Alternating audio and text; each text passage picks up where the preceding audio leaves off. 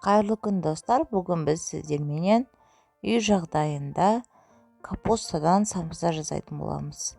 Видеоны соңына дейін қарап, менің парақшама жазылып кетуді ұмытпаңыздар. Ең алдыменен 2 ас қасық дрожжымызға шекерімізді салып, үстіне жылы сүтімізді құйып, жақсылап араластырып, бетін жауып қоямыз. Ыдысымызға жылы сүтімізді құйып, үстіне тұз, үй температурасына тұрған сары майымызды және жұмыртқаның сарысын салып, жақсылап араластырамыз. Үстіне апарамызды құямыз, ұнымызды салып, жұмсақ етіп қамыр ереміз. Салмасын дайындаймыз. Бір дана жуамызды ұсақтап турап аламыз. Сәбізімізді осылай теркадан өткізіп аламыз. Және капустамызды ұсақтап турап аламыз.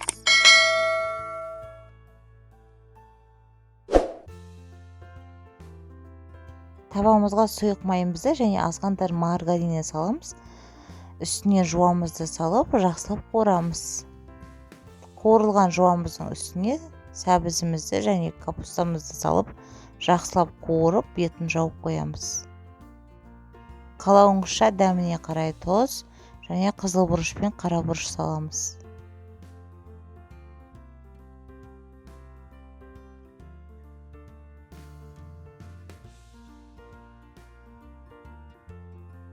Қамырымыз дайын.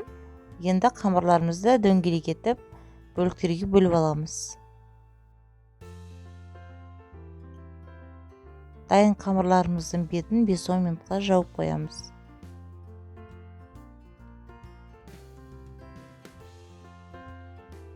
Дайын қамырларымызды осылай жайып, ортасына салмасын салып, қалауыңызша кез келген пішінде бүгуіңізге болады.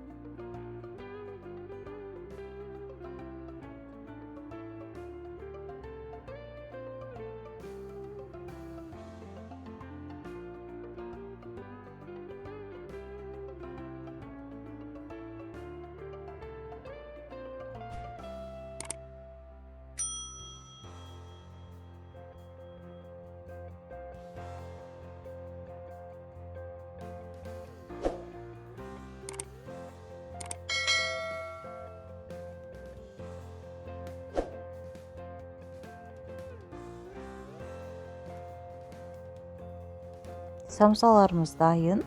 Сіздер де жасап көріңіздер. Видеоны соңына дейін қарап, менімен бірге болғандарыңыз үшін көп рахмет.